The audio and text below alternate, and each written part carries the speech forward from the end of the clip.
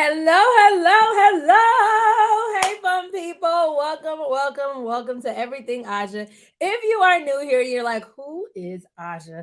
I'm Aja. I'm an educational consultant here on Everything Aja that helps homeschool parents and teachers teach their little younger ones, especially struggling readers, how to read without ever feeling burned out. And today we are doing our live Q&A. Just about 2 weeks ago, we were doing our Chat It Up Saturday, and it turned into a live Q&A session. So I was like, hey, let's run this back. I know during this time of year, many of you guys have so many questions. In fact, going into the fourth semester of school, i.e., quarter 2 of the year, is filled with so many things. You have the pressure of testing for upper grades, you have mid-year assessments that have come out, and you may be wondering, okay, where are my children? Have they grown? Have they not grown? What's going on? And really trying to implement those last minute best practices to get your children to at least close in the learning gap before the end of the school year. And so with all that going on during this time of year, you guys asked, and so we are doing the Q&A. Welcome. You said so happy about this. Awesome. Happy Saturday to you too. Whoop, whoop. For those of you guys that are like, I have no idea who you are, let me just introduce myself for 1 second. My name is Aja, and I am an educational consultant.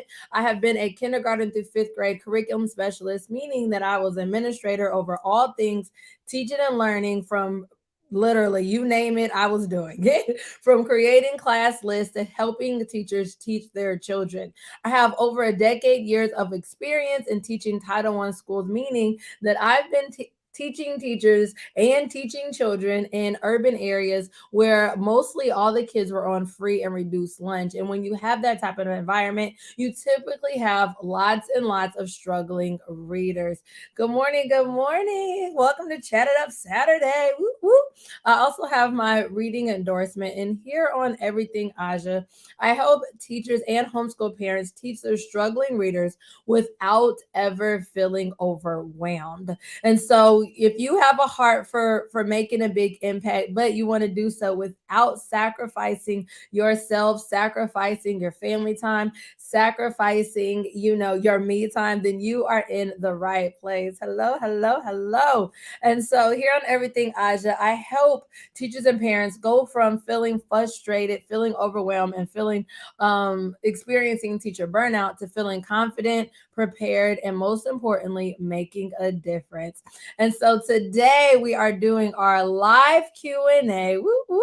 So there was a form submitted, and you can also, for those of you guys that are live, drop any questions live down below in the chat box. And also you can certainly drop any questions you have in the comments down below. Even if you are watching the replay, I'll go back and comment and answer any questions that you may have. You said this is so much needed. Thanks for doing this. I'm excited to ask you some questions.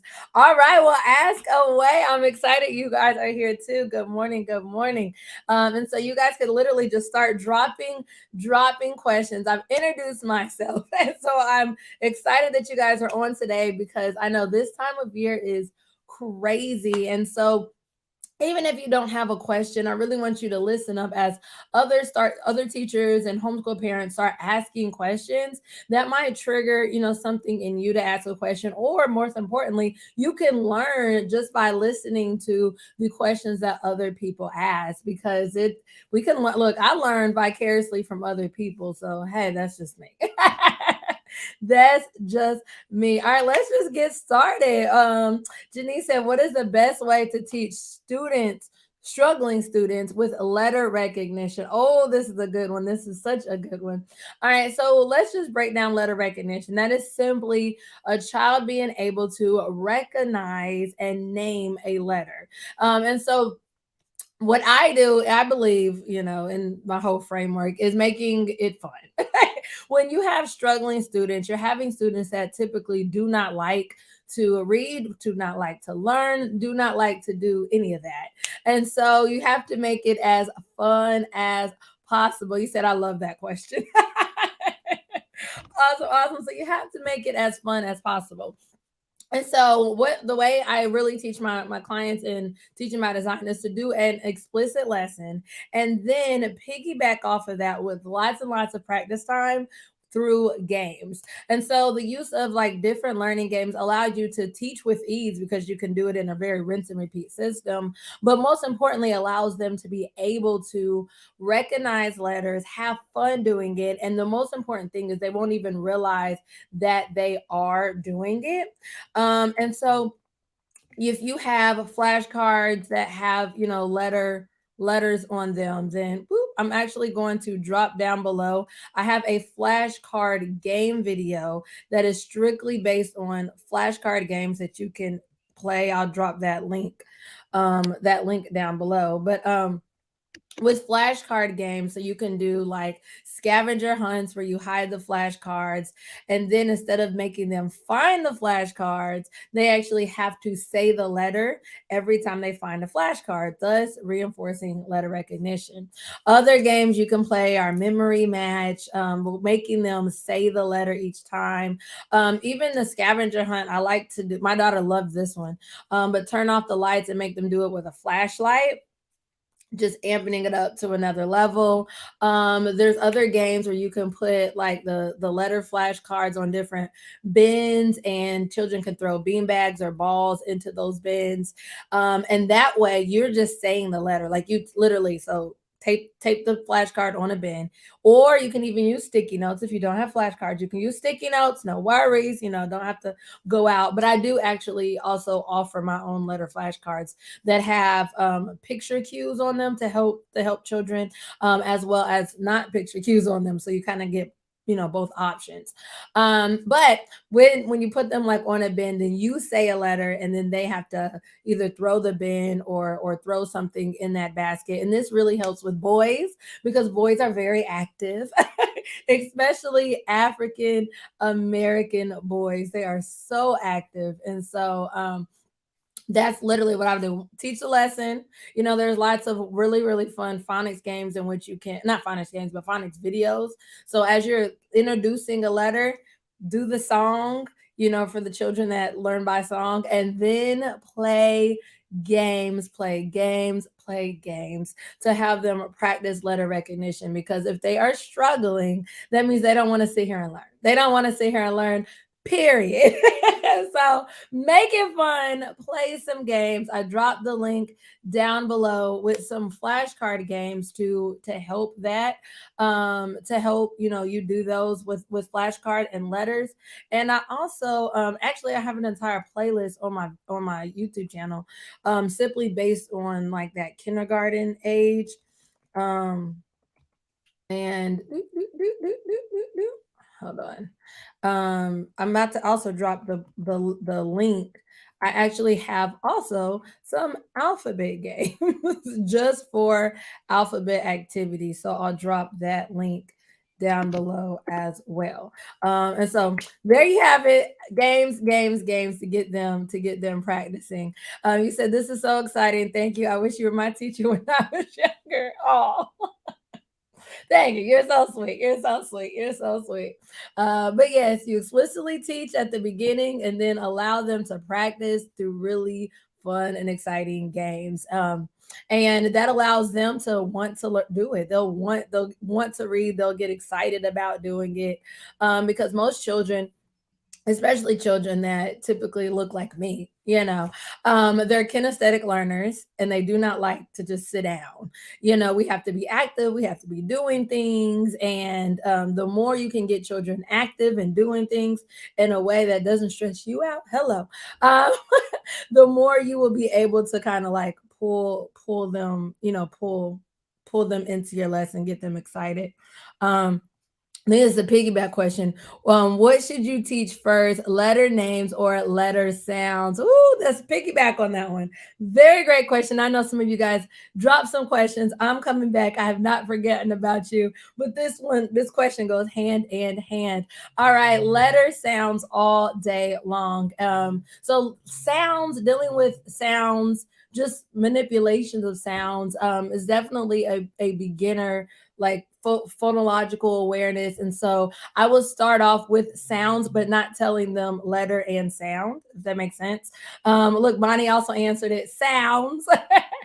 And so you can literally teach children the letter sounds without them ever even knowing their letters. And then that way you can teach them how to manipulate sounds. And actually have a look. Make sure you stay tuned. I actually have some phonological awareness prompts for those that are in teaching by design. You actually just got those prompts this month. But for those of you guys are not in my program, I actually have a reading toolkit coming out. So make sure you are stay tuned, because in that toolkit I actually have some verbal prompts that you can actually use to help teach sounds and teach the manipulation of sounds. And so you can definitely teach sounds before they even know all of their letters, and then as they start learning their letters, then connecting those letters with sounds. So that was a wonderful question. Look, we have answers down below in the chat box.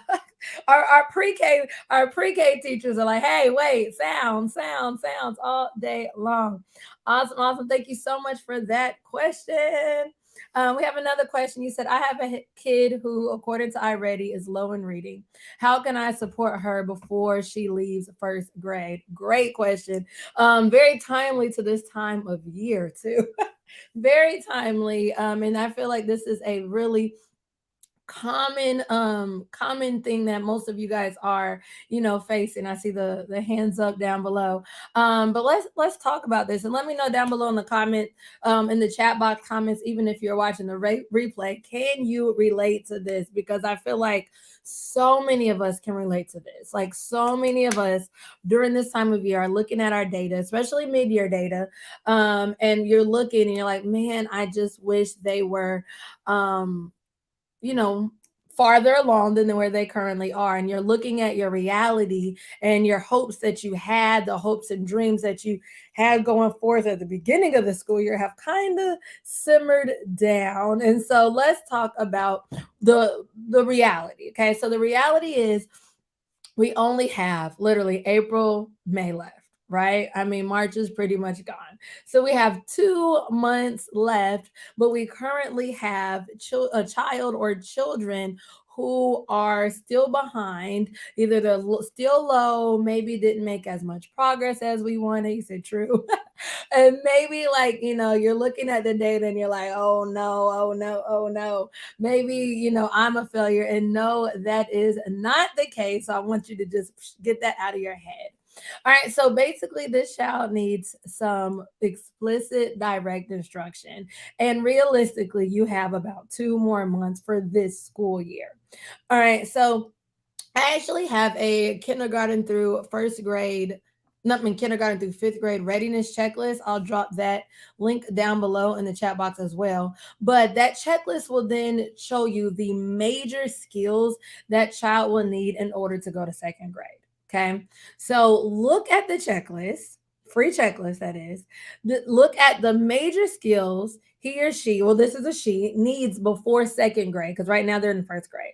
And then for the remaining 2 months, I would literally double down on those major, you know, skills and concepts that he or she needs in order to go to second grade. Because we want them to get as familiar with the readiness of the second grade standards. And one thing about standards, ELA, and even reading is they all kind of like piggyback on each other and build upon previous standards. And so if you can identify like the major standards in the upcoming grade level, then you're like, okay, realistically, I can't go back and teach this baby 100 standards in 2 weeks. I mean, in 2 months. That's just unrealistic. But what I can do is be strategic and almost do backwards design thinking. Like, okay, what is the end goal? The end goal is I want them to be prepared for second grade. I want them to be as prepared as possible, and I want this gap closed in. And so wanting that gap closed in, wanting those gaps closed in, what you would do is take, you said, yes, thanks for the checklist. Here you go, here you go, here you go. There's a checklist. Take this checklist, kindergarten through fifth grade, because this is applicable going to any grade level. Look at those major skills for the upcoming grade level. So, for example, she's asking for a first grade a student or child going into second grade. So you would look at the second grade checklist and then look at those readiness skills that that child will need for second grade. And now you have like a targeted focus on, okay, what do I really need to make sure this child gets in 2 months? And so this just allows you to really be strategic, allows you to, work smarter, not harder, teach with an end goal in mind. And I guarantee you, you'll see higher results in doing this because the pressure won't be there. I mean, the pressure to get all this stuff, taught and go back and remediate, that will kind of be, relieved. And so this way you can just really focus on, okay, what are the major standards that she needs, and what can I do in 2 months to get this baby, not, even if they're not caught up, but at least closer to where she needs to be by the end of the school year. All right. Looking at I think you asked the follow-up question about iReady. Okay, there we go. You said, have I found iReady to be pretty accurate, or are you caring too much about it? Woo, this is a good one. Let me know down below in the chat box. Do we have any other teachers that use iReady? I know I've done iReady, I've done Star. I love iReady personally. Love iReady. I feel like it is one of the best diagnostic assessments I have seen. And so let's talk about that real quick. You said you have no idea how much this helped me. Oh, you're welcome. You're welcome. Glad I was able to help just, narrow down the focus. Narrow down the focus. Because realistically, we have 2 more months before the end of this school year. And so if we can work smarter, not harder, let's do it. All right. iReady's accuracy. iReady's accuracy. Very good question, because with iReady, for those of you guys that do not know, iReady is an assessment, and a lot of schools use it as a diagnostic assessment, and kids take it at the beginning, middle, and end of the year, and it allows anybody to know where that child falls as far as grade level wise, and also kind of where they are beginning, middle, or end of the year. And it even gives them a percentile rank according to where they kind of place based on other children that have also taken the iReady test at this time of year and at this grade level. So with that stated, to even taking the iReady test, I know when we first rolled out iReady and I got trained in iReady, they allowed us to take iReady as the child. And I never forget on the computer, sitting there taking the test, and then boop, in pops the game. Now, have you seen your children take this test and then start playing the games? So the diagnostic assessment is broken into 3 different parts, and there's like kind of 2 different games in between the 3 different parts. So it's like part 1, game, part 2, game, part 3. And that's literally how it's broken up, but it gives children that brain break. And I remember doing it as a grown adult. Baby, by the time that computer threw in that game, my mind was like, I just want to go back to the game. I just want to go back to the game. I just want to go back to the game. And so part 1, I was really doing it accurately, really had my heart into it. But by the time I had that game, I was like, oh, I wanted to get more. It was almost like giving a kid a piece of candy and then saying, all right, but you have to work for the rest of it. Like giving them one M&M and saying, okay, every 2 minutes I'm going to give you another M&M. Keep going. It was like almost like a tease for me. And so I can truthfully say, by the time I then took part 2 and then did another brain break, by part 3, me personally, my brain was like, all right, now. I did not like the brain breaks, but some children really do like the brain breaks. He said a game with testing, interesting. Yes, iReady has embedded games within. They're not long; it's only a few seconds, but it does help break up the parts of the diagnostic. And so I remember doing that, and then I was like, man, and she made us take the test so that we could see what it was like for the children. And I did like doing that because it put me in, in their mindset. But with that, I can truthfully say by part three, I didn't have my all into it because of that kind of break of focused energy that I needed to have in order to complete the test.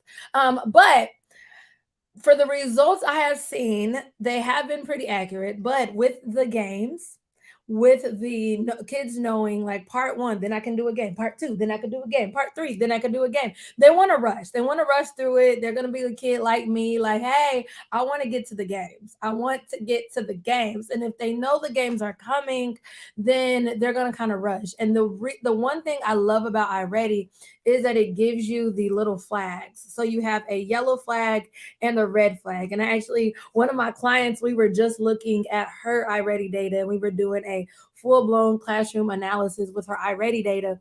And I was like, okay, we can go back and have your kids that have the flags go back and retest.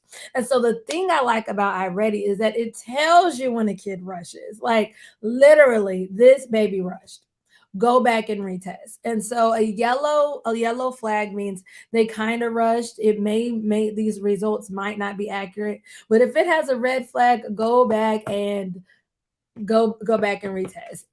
If there are no flags on that child, don't worry about it. That means you're caring too much. That means that the test is reading that is an accurate score. And so if there are no tags, that test is reading that it is an accurate score, and that really is where that child, kind of ranks. And so it gives you a clear picture. And so now you can use that checklist to kind of hone in, knowing exactly what you need to be doing. So hopefully that was helpful. Hopefully that was helpful for you. Yeah, look, I'm bringing all my questions. I love it. I love it. I love it. All right, you said writing is a struggle. Anybody else have the same issue with writing? Is writing a struggle for you as well? You said, have I found a correlation between reading and writing? Absolutely. There's so much research about reading and writing, and oftentimes we teach reading and writing not together, and you will typically can see the deficit. You say yes, helpful, awesome. You says they definitely have a flag. Good to know. See, look, bam. There's that answer right there. Awesome, awesome, awesome. All right. So yes, there is a correlation between reading and writing. You said any advice on how to increase stamina and mastery of grade level expectations in writing, first grade and woo, this is a good one. Keisha, I know you in the chat box loving this question about writing. Oh my goodness. All right. Writing, increasing the stamina of writing. Okay. So, just like with anything, I'm just going to give you an example. I personally hate working out. I hate working out. It is the most awful thing I feel like anybody could ever do. Anybody else agree with me? I don't know. Some people out there like, I love working out. What is she talking about?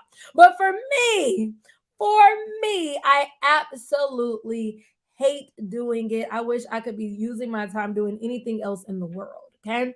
However, it is one of those things that I have to do in order to have a healthy body. I must work out or in some capacity, right? And so, in order to build my stamina and working out, that means I'm going to have to literally train my mind and body doing the very thing that I hate to do, right? He said, yes, good readers make good writers. Hey. And so, in training my body to do the thing that I hate to do, I'm gonna almost have to work in baby steps and build, kind of like build my stamina, literally. And so, Alexander said, I hate working out too. Okay, I'm glad I'm not alone, girl. I'm glad I'm not alone. It's the worst. It's the worst. It's the worst. Had I ended up having to get a trainer in order for me to actually start this journey. And with my trainer, he started me off very easy, and we started off December, started off easy, and now he's like extreme workout. Like, and I'm like, look, I wasn't ready. He's like, you are. But that's really how writing is for our children, and it goes hand in hand. And so, if we have a child that also hates reading, then it's our job to almost be like their fitness trainer, literally their fitness trainer, and give it to them in baby steps and slowly increase it. And so, in order to increase the stamina, try to do, smaller increments at first, build them up, do lots and lots and lots of positive feedback. Whether it's peer feedback, feedback from you, feedback from an administrator, just to come in. Oh my goodness, you guys are doing amazing. Other things you can do is their independent writing time. You can slowly increase that. So, for example, let's say you have a 20-minute writing block, and you normally start off with a modeled lesson, and then you give the kids their own writing time. Well, if they hate writing, then majority of the rest of that block, they're sitting there dreading it, erasing their erasing the paper, sharpening their pencil, and they're wasting that time. And so then what you can do is get them more involved in the modeling and co-writing, almost do like a lot of guided writing. And then their independent writing, let's say, for example, you start off with the independent writing only being like the last 5 minutes of the lesson, and majority of the time was, you leading and guiding. And then as they start to ace that 5 minutes, all right, now I'm gonna decrease my guided writing 5 minutes, and we're gonna increase you all's independent writing. But they don't know it. Don't tell them. Okay, that's the other key.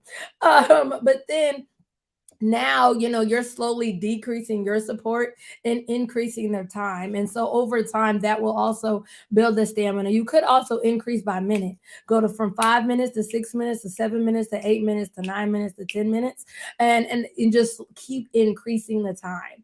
And then the really cool thing is, if you really have a kid that hates, I mean, like hates writing, I mean, like hates writing, especially if you're a homeschool parent, set a timer. Or you could do, if your whole class hates writing, set a whole classroom timer and set the timer.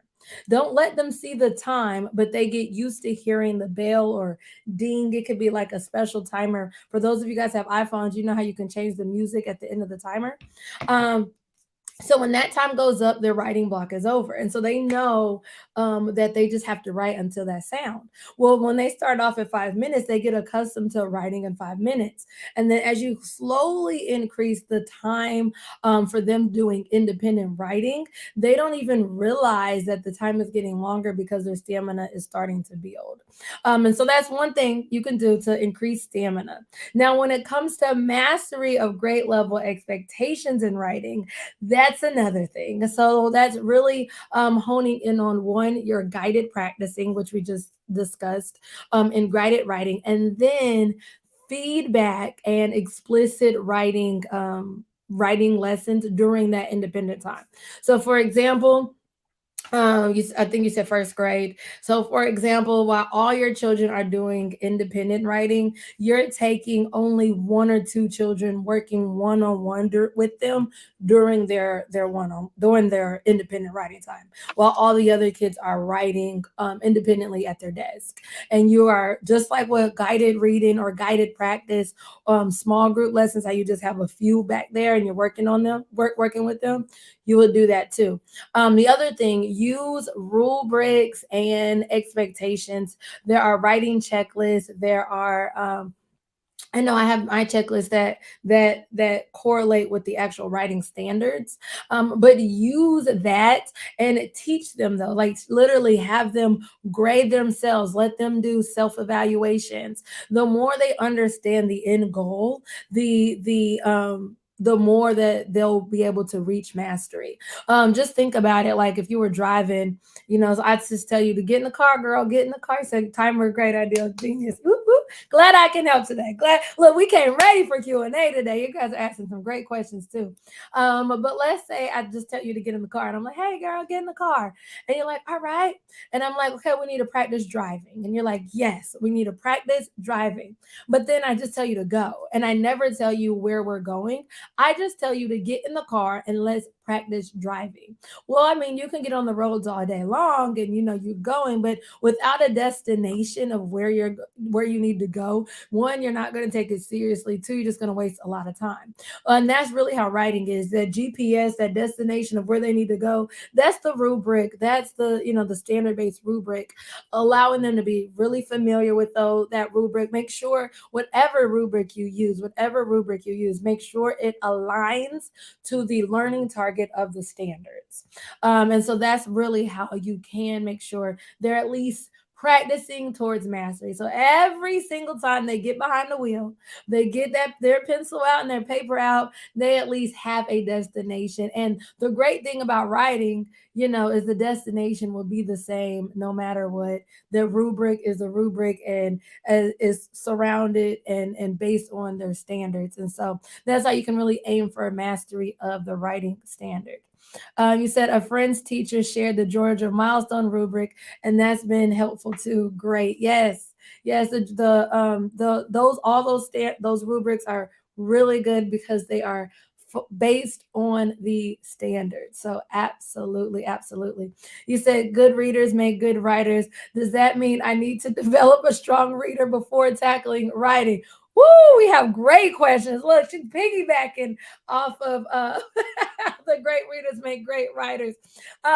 Build both. Definitely build both. Do not wait until a child is reading to have them start writing. Absolutely. That's when you end up having children that love to read and hate to write, and that correlation between reading and writing is kind of broken because both skills weren't developed at the same time. So definitely develop a strong reader and develop a strong writer simultaneously.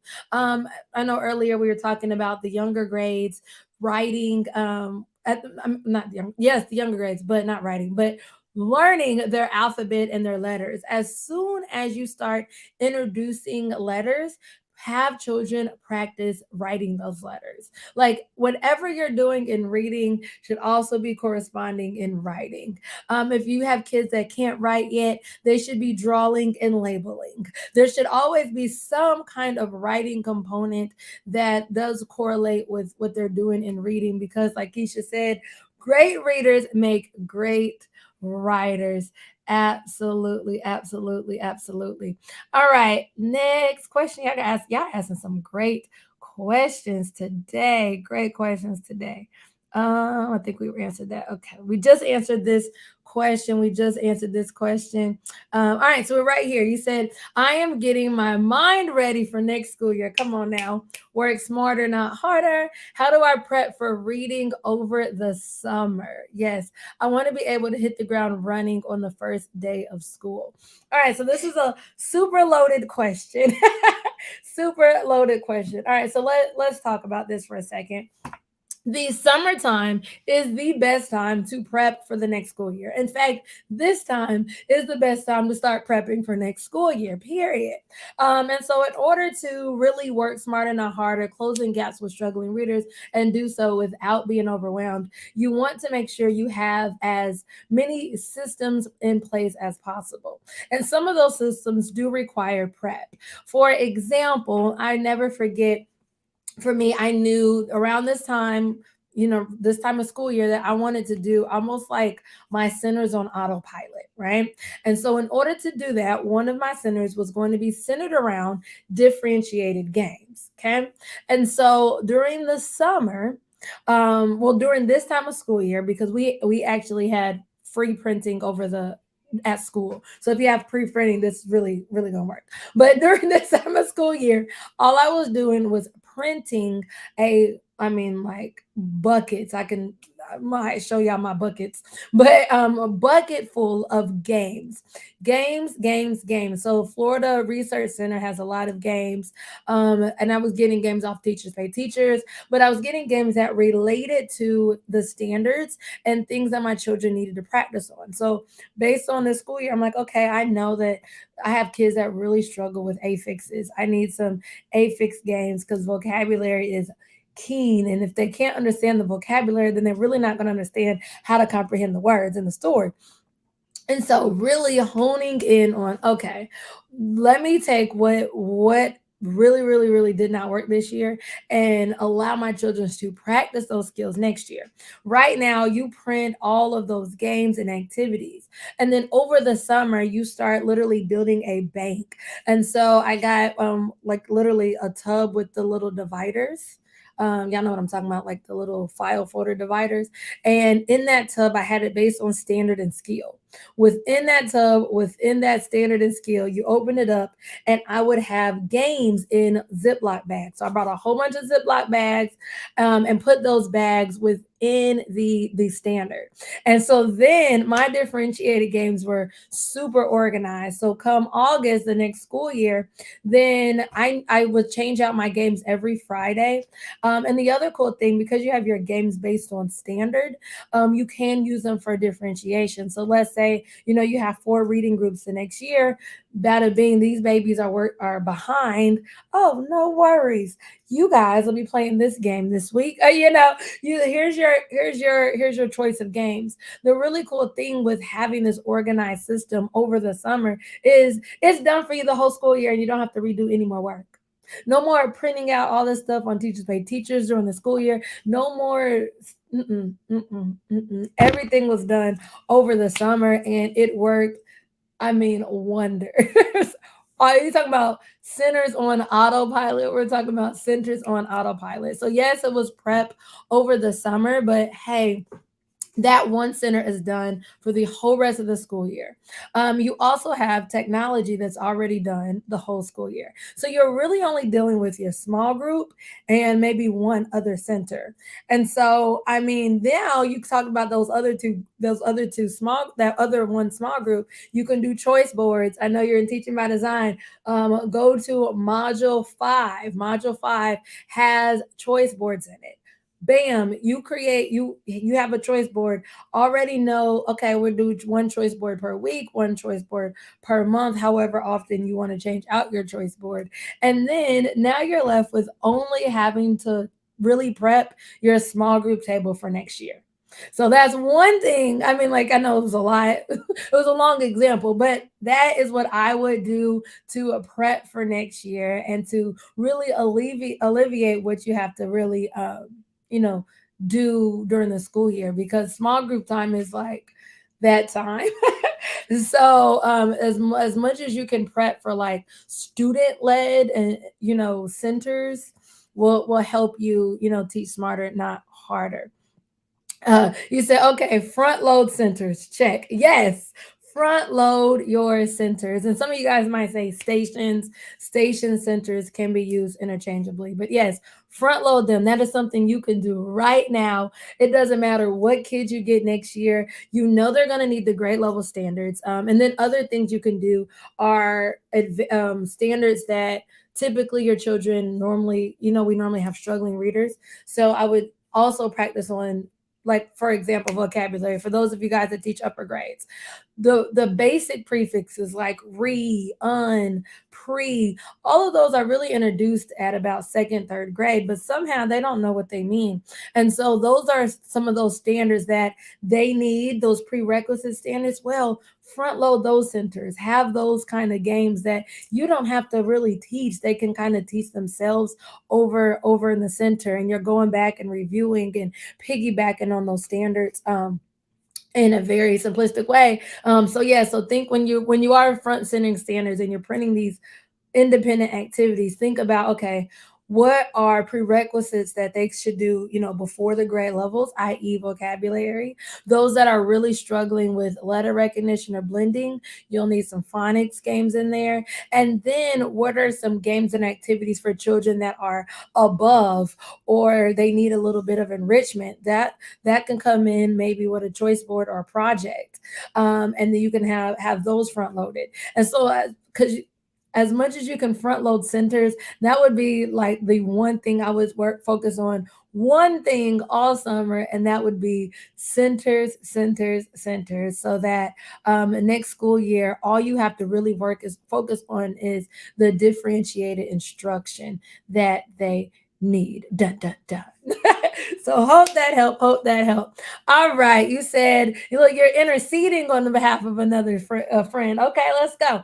It said on behalf of a friend who has a fifth grader who is a struggling reader. Any advice? The content is hard to digest, and not being a strong reader does not help at all. Yes, very true. If a child is struggling with reading, then they are really going to struggle with the content. Even in science and social studies, because believe it or not, for fifth graders, there's a state standardized test. And that state standardized test, I know here in Georgia, kids are required to literally take the test in science and social studies. And majority of the test is reading. Even in math, majority of the math test is reading. They're word problems. And so if a child is struggling reader, then they are if the child is a struggling reader, then they're really going to struggle with the content. So this is what I always teach my fifth grade teachers, and I want you guys to listen up for anybody that's teaching third, fourth, and fifth grade. And the pressure right now is heavy because states testing is coming up. Let me know down below, do you have a state standardized test coming up soon? And so what you would do is focus on vocabulary. So tell them to focus on vocabulary. Being realistic, we have only about a month left to prep for the test. You only have about 2 months left to the end of school year. But if you can really hone in, vocabulary, understanding how affixes help change the meaning of unknown words, understanding how to really understand what words mean will help them be able to take that knowledge and apply it to word problems, to science, social studies, whatever it is that they have to read on anything. But this will help them break down the content if they can learn how to figure out the meaning of unknown words, and that would help for children. If you had a little bit more time, so somebody was homeschooling asking this question, I would tell you to focus on vocabulary, and I would teach you to teach syllable division. So syllable division will help children decode unknown words. So these are two different things that they need. So decoding unknown words is literally breaking the word down and figuring out how to say the word, how to chunk, like literally take a word like fantastic, and literally break it into parts. Break it into the parts would be syllables. So fantastic, being able to literally decode those three syllables into fantastic and put it all together. Then vocabularies will help them understand what does the word fantastic mean. Now, in the word fantastic, there aren't any prefixing suffixes, and that's when you can use other vocabulary tips like the one thing, have students think about, all right, have I ever heard this word before? If I have, how was it used? Then look at the word in the text. All right, are there any clues around that word that would help me understand what the word would mean? Most vocabulary words and most unknown words in text, the author always gives some kind of clue, i.e., context clues. And having children really hone in on how to find context clues, how to think about, okay, have I heard this word somewhere else before? How was it used? And also using affixes will help them hone in on just the meaning of words. And then syllable division helps them decode those words. Because if they can't decode the word, and let's say the word is fantastic and they read it as, I don't know how to, I'm kind of mispronounce it, foundation. There we go. Foundation.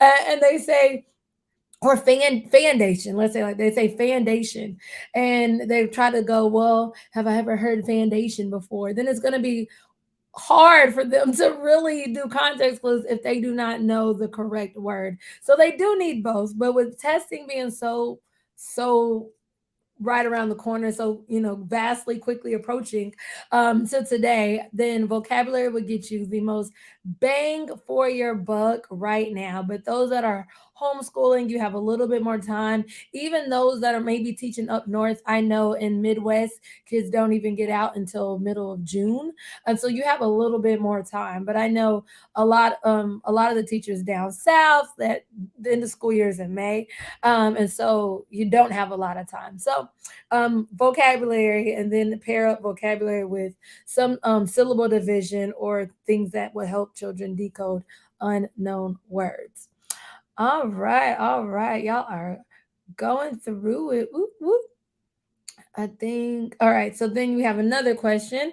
All right. Our next question, Tangela. Hey, girl. He said, how can I test my son to see what he knows from the school year? Woo! Great, great, great question. All right. So I know you are a homeschool mom. You need a diagnostic assessment.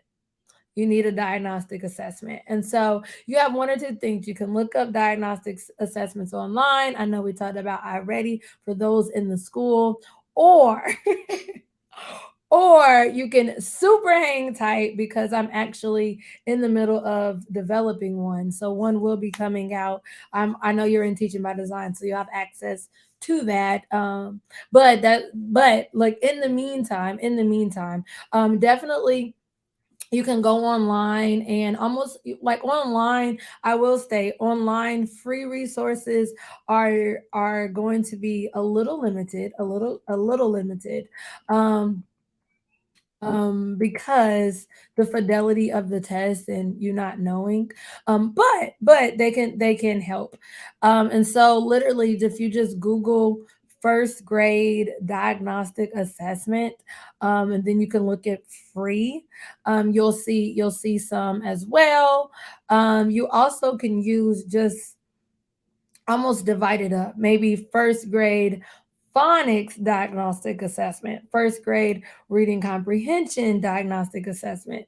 And then you can almost like divide those up. Also, other keywords that you can type in is free first grade end of year test. And so I just did that. I see one in math that came up. So one in math end of year first grade just came up for free.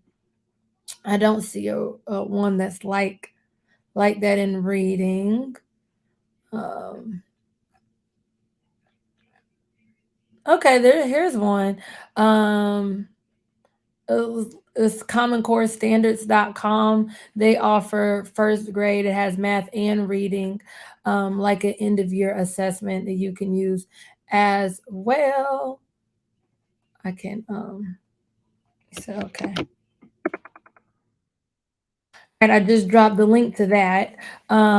So there's some more assessments. And so if you don't have anything, you'll use what's out there. And this is why you also like have to teach with the end goal in mind. Because if you know what they'll be assessed on, then you know how to drive instruction so that they can actually reach that learning target. And so I know this is the end of the year, and so then next year, as you prepare for second grade, because I did first grade, your son's in first grade, right? Let me make sure I'm right. If he's in second grade, then do the same thing for second grade.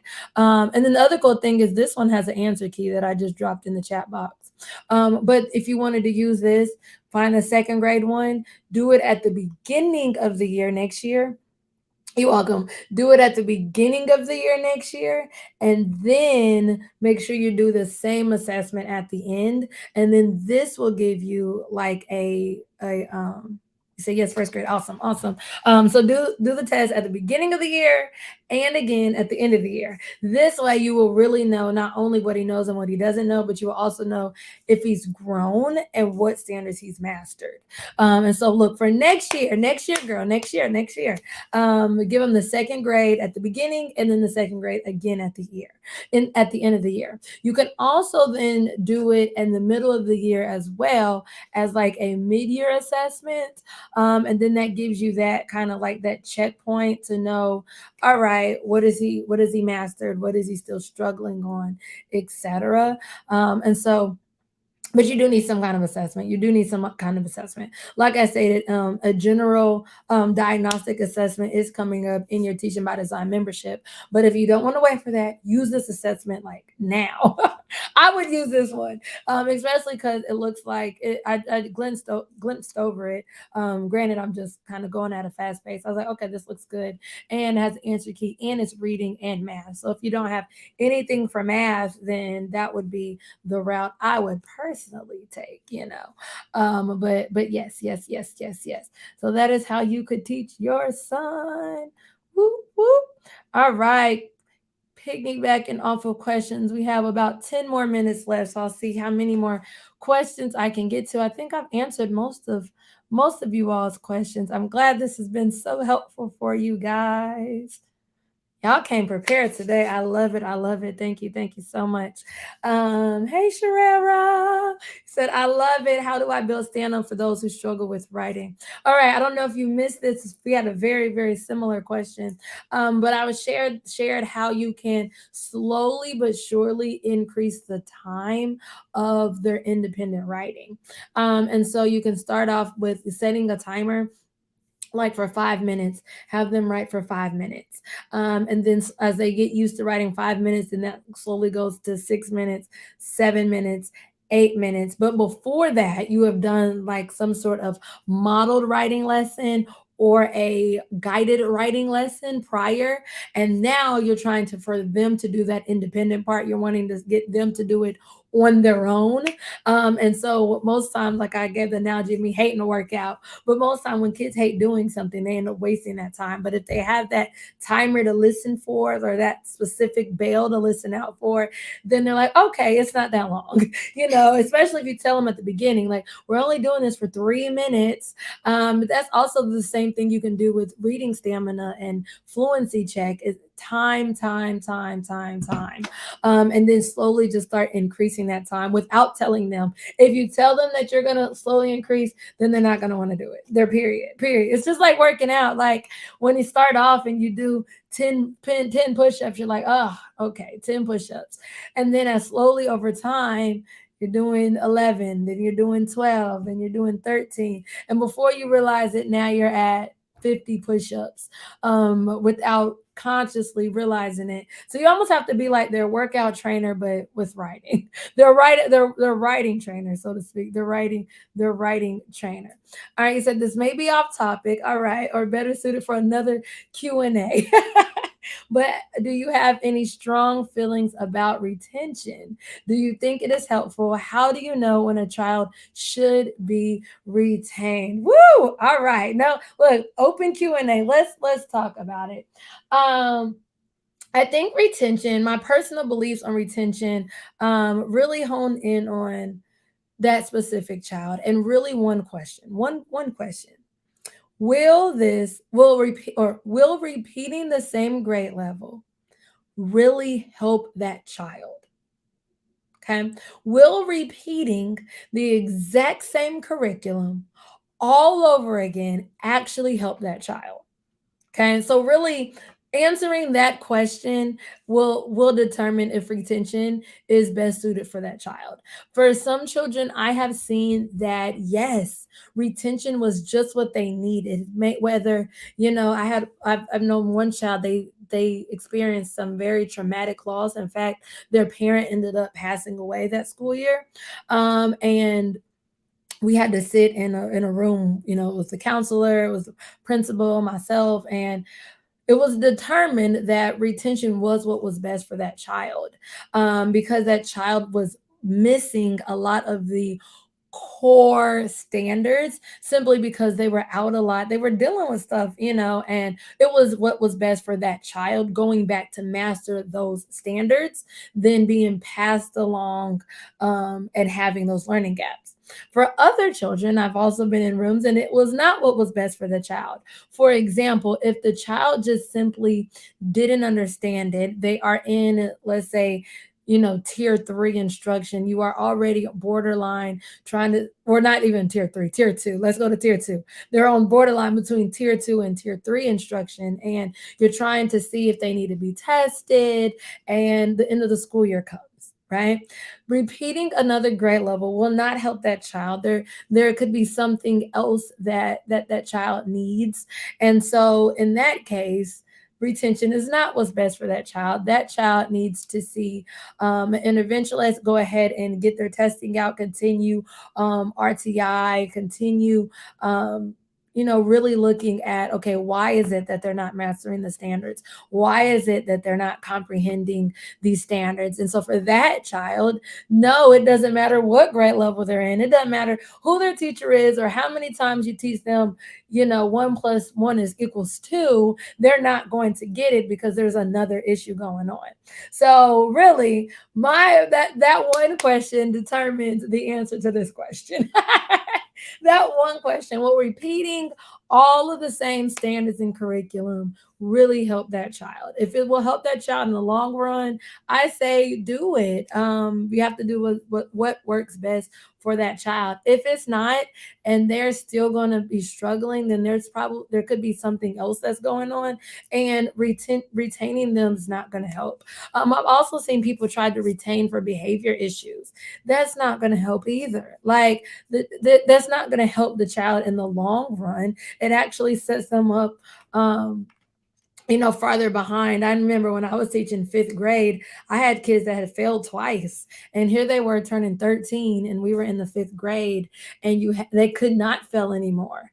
And it wasn't that, well, for them they needed the right teacher, because I had two of them that were reading on a kindergarten reading level in 1st grade, and had been held back twice, but were not classified as having any special needs or anything. Continued to be in the same tier 2 instruction where we were giving interventions, but for them they just needed that extra one-on-one support. They needed one-on-one support. So retaining them twice, that did not help. They just needed that extra time and somebody that cared. So you really just have to figure out how that works, and what works best for that child. D'Angelo said, so true, so true. Look, but I'm interested to know, what are your thoughts? Are you for it? Since you asked, are you for it? Are you for it? Are you for retaining?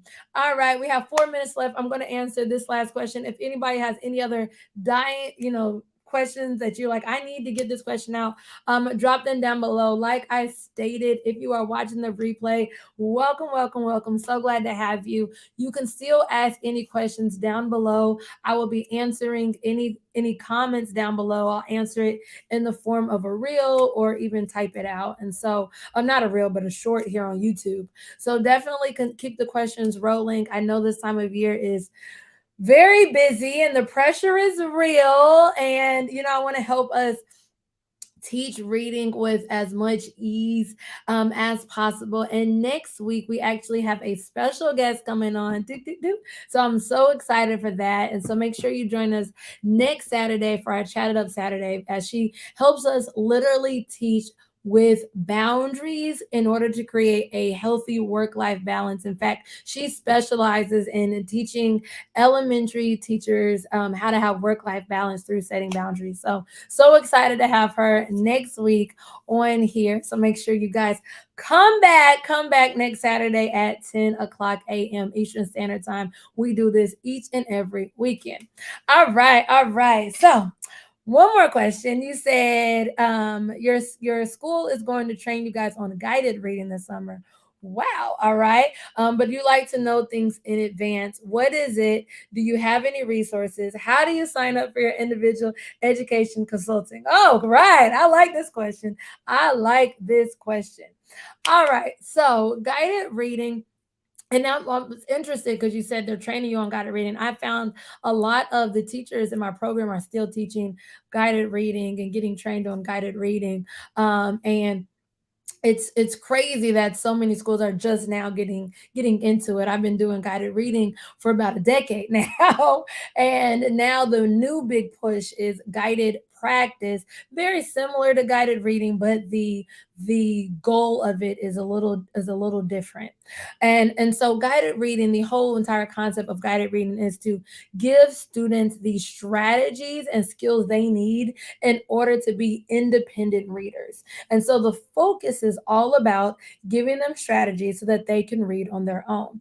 I actually have, a whole playlist. I'm about to drop it down below in the chat box, but I have an entire playlist, everything you need to know about guided reading backwards and forwards. I have the guided reading strategies, even guided reading comprehension strategies as well.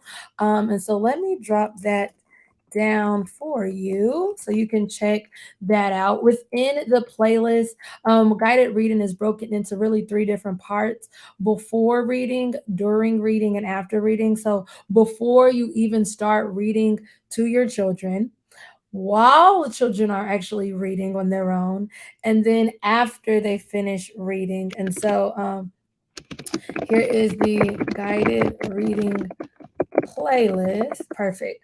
And so in that playlist, you'll see not only me break down this whole concept of guided reading, but you will also see me do some live examples, break down each part. There's a lot of comedy in there too, man. That playlist has some comedy. You get to meet some of my alter egos, Miss Lucius, yeah, Miss Minnie, in there. And so that playlist will really teach you everything you need to know about guided reading, everything, even the strategies to teach. Like I said, there's comprehension strategies and even reading strategies. And so definitely check out that playlist. I'll give you everything you need. So there's the what is it and any resources. And then how do you sign up for individual educational consulting? Whoop, whoop, whoop. All right. So I do have my signature program, Teaching by Design, which I see some of my TBD members. You guys can go ahead and shout yourselves out down below in the chat box. But you guys have been tuning in. I've been so excited to have you guys on here each and every Saturday. But Teaching by Design is my signature program that helps elementary teachers and homeschool parents teach their struggling readers without feeling burned out. In fact, I have a signature framework in order to do that. And I teach you literally how to create these engaging lessons that are standard based lessons, but how to do that with struggling readers so that one, they buy into reading, they love to read, and they master those skills. And so we do that in what we call the ARF framework. And so you can definitely do that within the program of Teaching by Design. Look, Tangela's like, I'm shouting myself out with my emoji.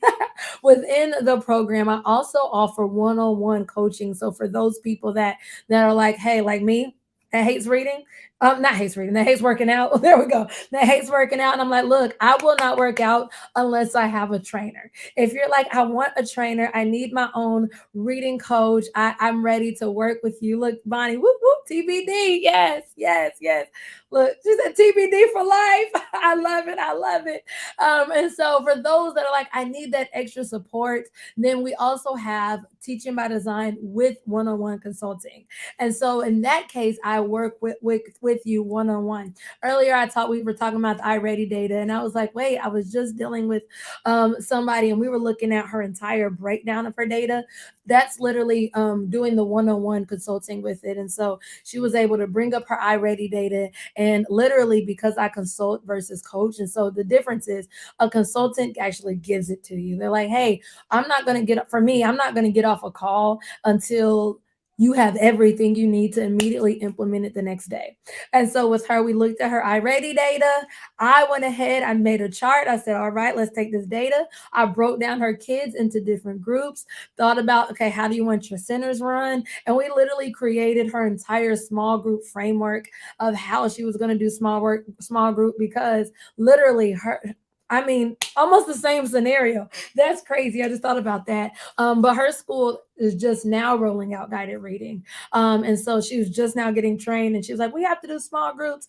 how do I do this? And they just started iReady. So they were like kind of starting everything right now. And so that's what I would do on the individual level. And so you can always find out more down below in the description. You will see where you can find out more information about teaching by design and also how to work with me. And the other good thing is, if you're in the school system, I work with schools. Let your principals know, contact admin, say, hey, I want to get in this program. Can you pay for it? In fact, can our whole team do it? All of our teachers do it. And so I have that as well. So definitely you can reach out to them and like, hey, yeah, look, I know what you can give me for Teacher Appreciation Week. Come on now. But you have that as well. And if you've never been to the website, everythingaja.com is our website. There you can find out even more about teaching by design, even more about what I offer, even more about the digital products like the reading resources for guided reading, the strategies, all of those are there. We have our entire shop there. So look, I look forward to working with you even more. You said sounds good, can't wait. You said you think the rationale said it best. Okay, you like for the retention. You said most awesome. Oh my, oh goodness, let me slow it down. Most often, you don't see the benefit, but there are certainly some cases where it's helpful. Absolutely, absolutely. He says, sorry for all the questions. Oh, no, no worries. Oh, yes, that's what I'm here for. That's what I'm here for. No worries. Look, this was the Q&A session. You guys were amazing today. I loved all the questions. Glad I was able to assist you with your questions this year. You said the session has been great. You found value in the Q&A for teachers of younger children. Woo, woo. Awesome, awesome, awesome. And so I look forward, for those of you guys not in Teaching by Design, I look forward to doing this even more with Teaching by Design in the program. We do offer 3 support calls a month. So it's not just here are your resources. It's not just here's the course, but it's also, and here is the support. And so we do these kind of Q&A sessions every single month. So definitely welcome, join us. You said, I love this session. Woo, woo. Glad you were able to enjoy. I look forward to seeing you guys next Saturday. We'll have a guest speaker on here talking about how to set boundaries and create that work-life balance. So excited to have her next week. And I will see you next weekend. Don't forget, check out that entire playlist on guided reading. And I so enjoyed each and every one of you. Thanks so much for tuning in to our live Q&A session with